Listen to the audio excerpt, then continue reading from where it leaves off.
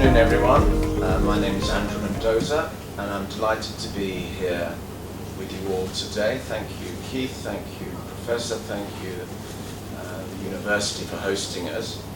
I'd like to talk to you about OxEd, which is a spin-out from Oxford University, and a lot of the themes that you've just heard talk about, which is fine-tuning for individuals, the use of technology, the use of data.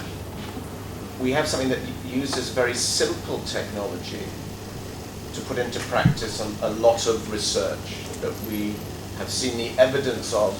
Talking about efficacy, well, this is probably the most evidenced education intervention for under 10-year-olds.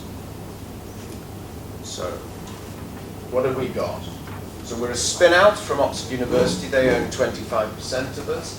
It was set up by two of the world's leading professors in education, one of whom is a world leader in dyslexia.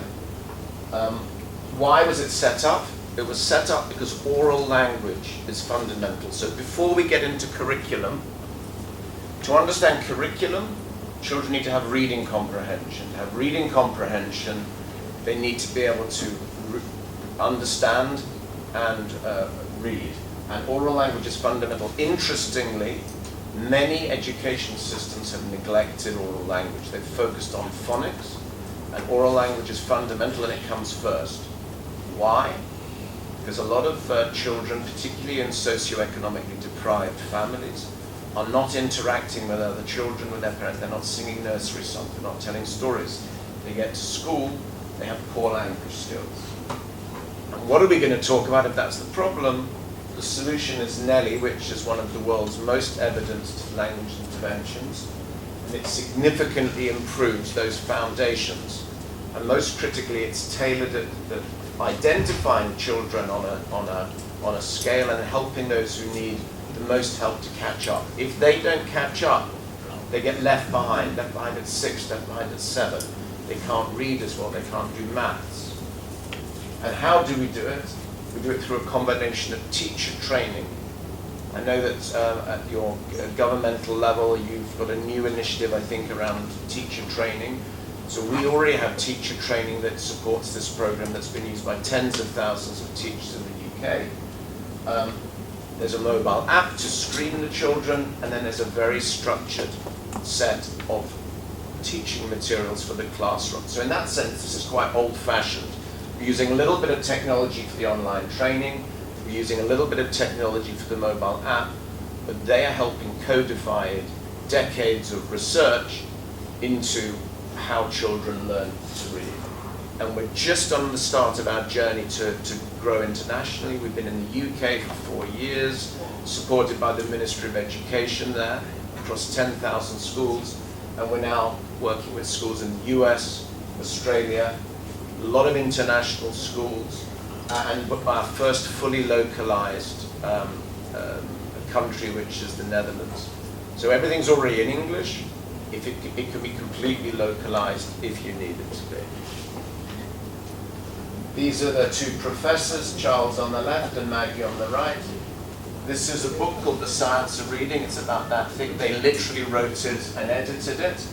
And the key thing here, if Charles was here, he would say it's his life's work has been to understand how children learn or fail to learn key skills, and then use that knowledge to create effective methods of teaching. And what's happened over the last 20, 30 years, he's realized how fundamental language is and how there is a gap in most educational systems. And that's why we've set up OxEd.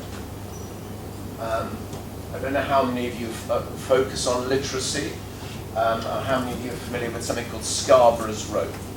Scarborough's rope says that in order to get to be a skilled reader, in order to be able to enjoy all the BBC magazines, Picatinny, all these wonderful books, you have to have reading comprehension. To have reading comprehension, you need a combination of word recognition, which is decoding, that's phonemes, k, a, t. Lots of phonics programs. But language, teaching language in a structured way has been neglected, and language plus phonics gives you what you need in terms of reading comprehension. This is probably the most important slide for you. This is a sample of 348,000 children in the UK who've all been put through language screening. This is their age in months.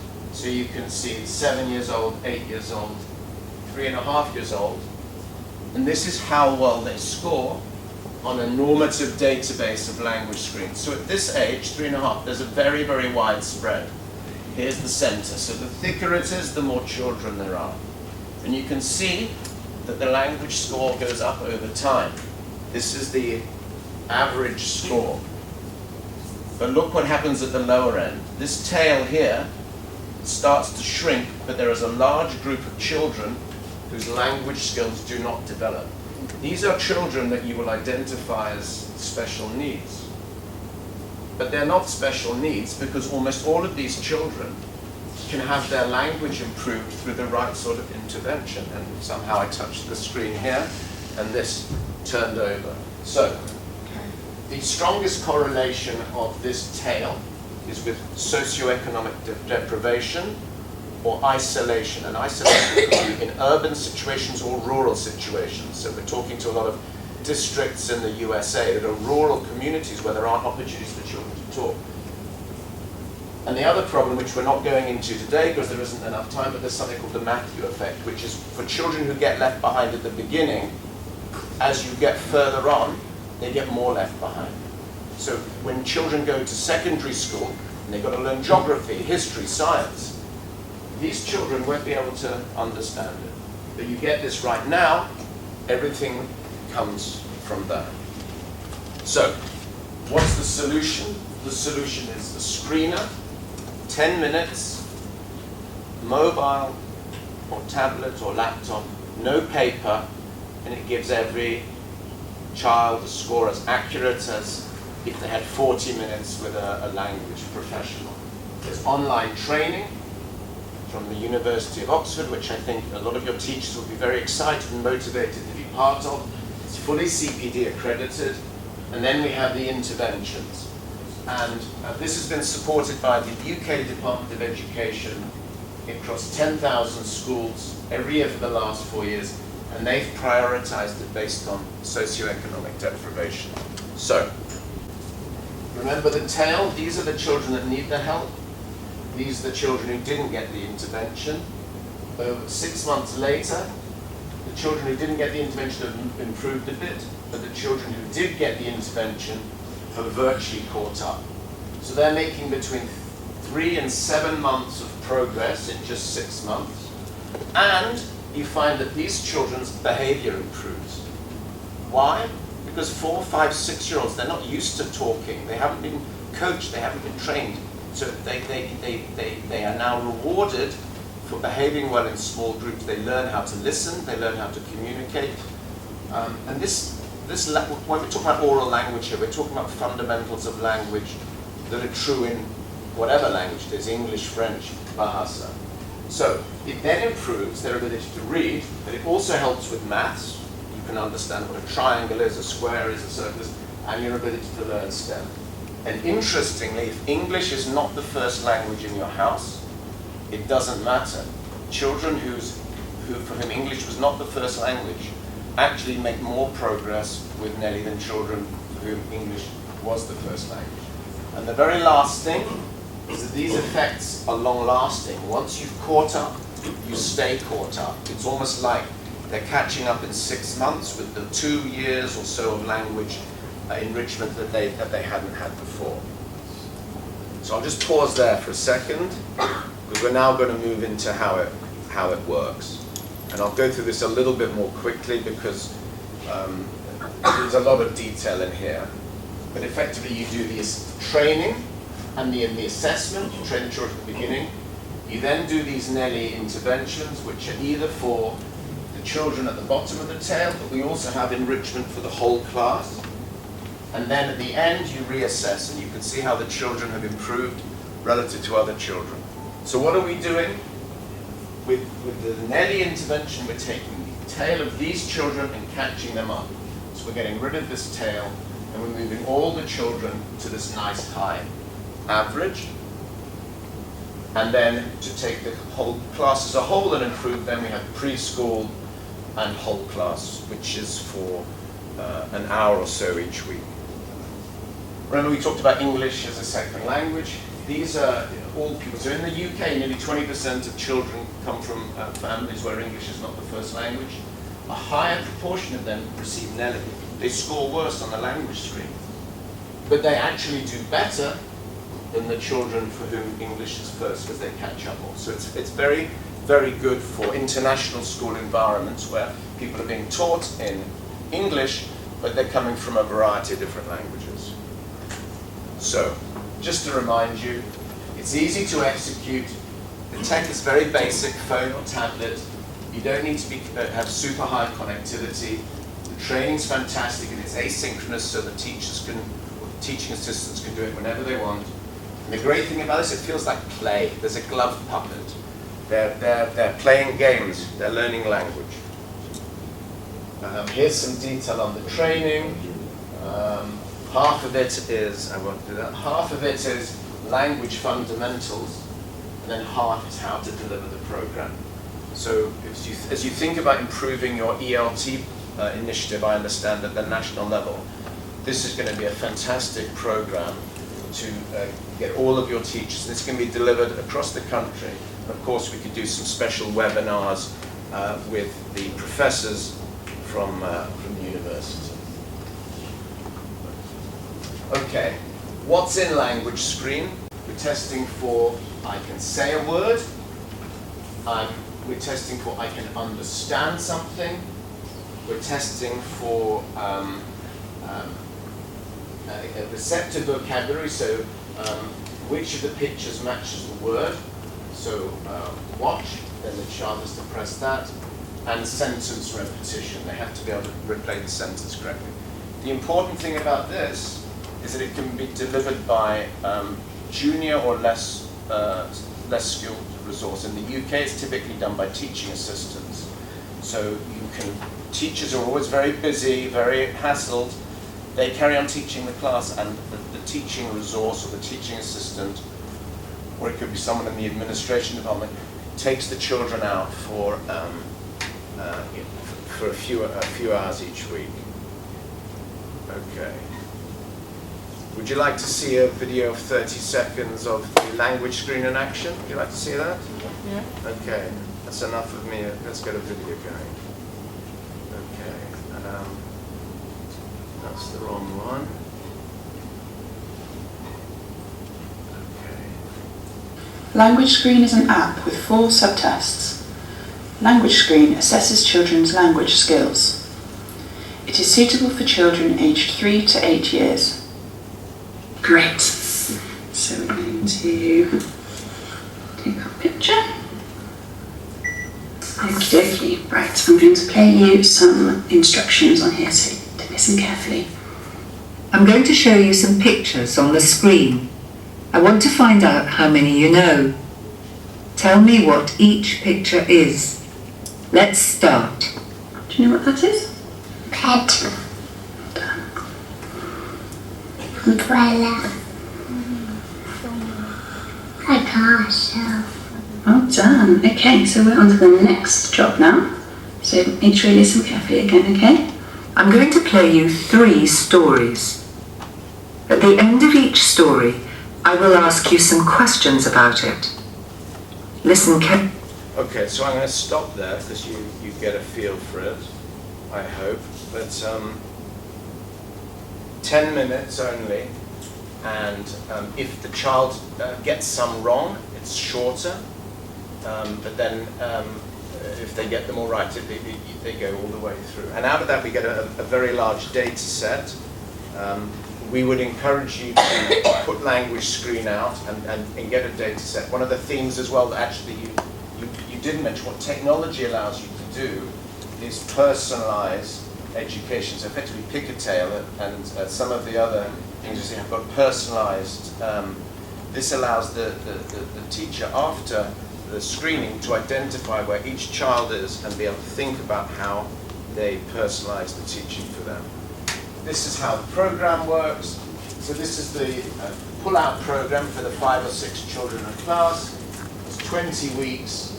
It's 3 25-minute small group sessions and 2 15-minute individual sessions. And it's very structured. So the teacher or the teaching assistant gets a big folder basically and gets told what to do each week and taught how to interact with the children. And then the whole class program, which you can just feed in for approximately an hour to an hour and a half a week, that does very structured oral language enrichment for the entire class. But we think it's fundamental that you do this, even though it's a little harder to organize, because this won't help the children that need most help. This will help all children. You need to do this. In an ideal world, you do both. But you can see that it's fun. There's some flashcards. There's a glove puppet. It feels like the children are playing.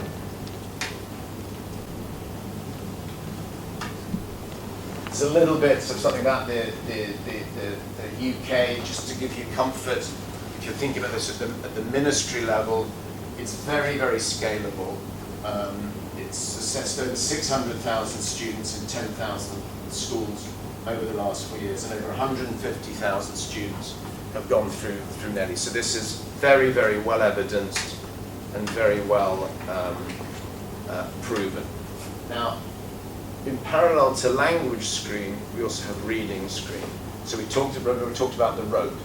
We talked about the language at the top and then the reading at the bottom. This is, again, a 10-minute test that allows the teacher to understand where the child is on their reading level.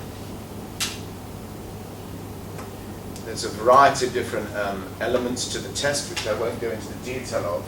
But essentially, at the end of this 2 10-minute tests, for each child, the teacher can see how well they're doing on language and how well they're doing on reading.